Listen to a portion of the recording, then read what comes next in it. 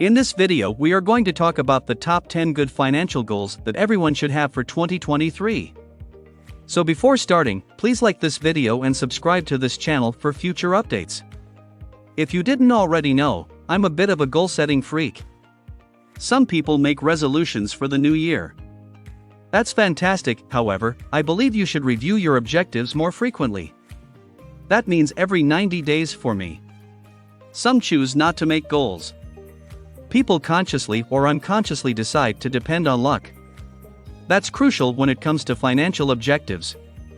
You need to have a practical plan in place to make goals a reality because they call for sustained investments of time and money over a lengthy period of time. Set some financial objectives first. Number 10. Plan to leave your financial house in order upon your death. Making sure that your loved ones are at least marginally better off as a result of your life should be a goal for everyone. That requires not just making sufficient financial arrangements for people who depend on you, but also taking care to avoid leaving them with a financial disaster to fix. Life's journey toward financial independence has nothing to do with chance or magic. Setting sensible financial objectives and having a clear plan for achieving them are all that are required. Once a plan is in place and working towards your goals becomes ingrained in your daily routine, becoming financially independent may appear to be happening automatically. Number 9. Get comfortable sharing your good fortune. Money has complete influence over your life if you can't become comfortable sharing your good fortune with those who are less fortunate, perhaps out of concern that you will go bankrupt as a result. No matter how much money you accumulate over the course of your life, it should never come to control you. Is contributing a worthwhile financial objective? I believe there is a clear pattern of giving to others along the way in the lives of many of the most well-known and affluent persons in the world.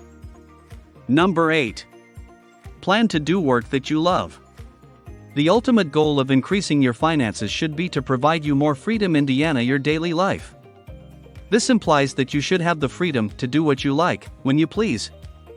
I'm not sure what would be a better financial objective if that weren't it.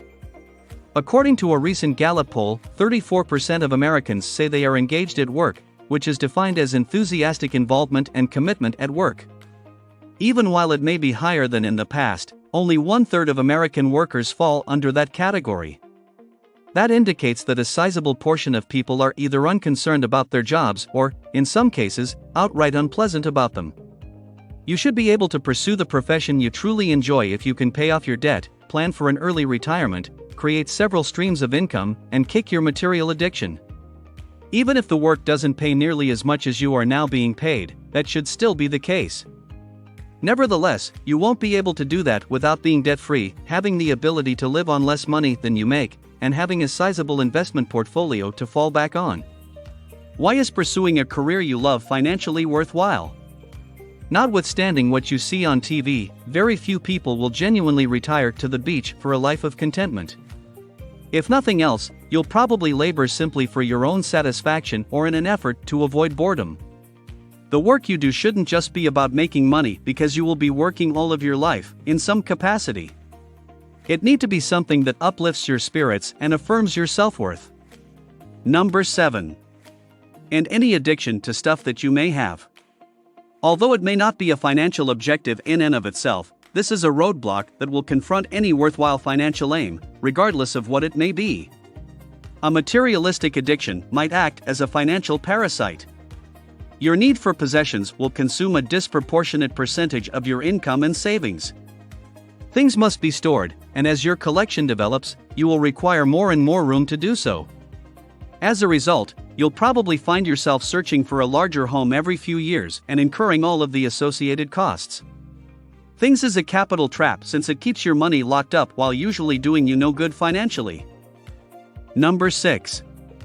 Be able to live on less than you earn, no matter what.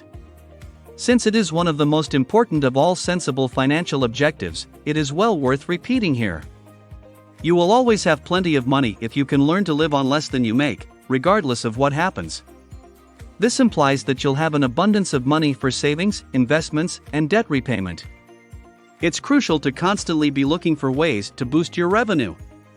Nevertheless, that plan will only work if you are able to live on less money than you make so that you may utilize the extra money to better your life.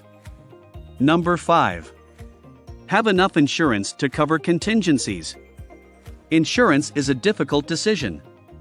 While many people pay too much for the coverage they do have, many others do not have nearly enough of it.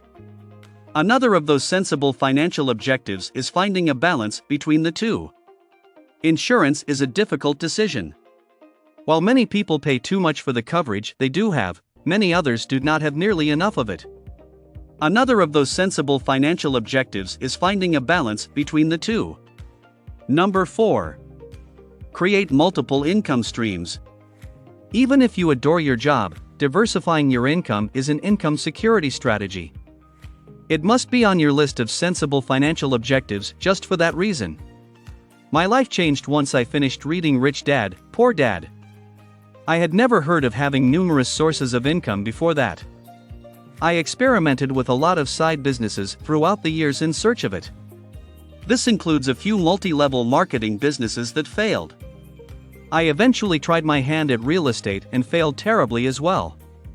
Although many may see these as mistakes, I see them more as priceless life lessons that ultimately inspired me to establish this blog. Presently, I have a number of sites that generate over 6 figures annually. Pretty bad for a person who had no prior expertise with web marketing.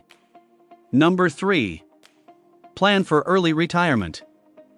I was determined to place myself in a position where I could retire by the age of 50 if I wanted to when I started working as a financial advisor and finally understood the concept of compound interest. I'm not sure whether I'll ever truly retire because I adore what I do. Even if you completely adore what you do for a career, early retirement planning is one of the best financial objectives. According to a recent poll by Provision Living, 43% of millennials have $5,000 or less saved up for retirement. The survey also showed that the majority of millennials worry about their retirement and don't believe they will have enough money to support themselves.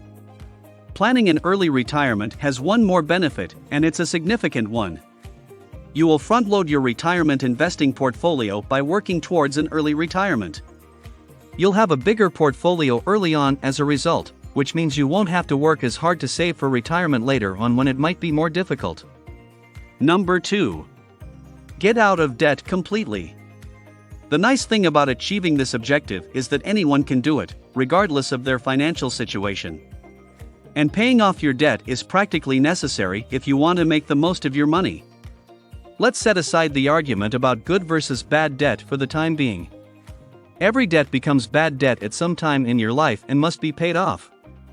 That also applies to your home's mortgage.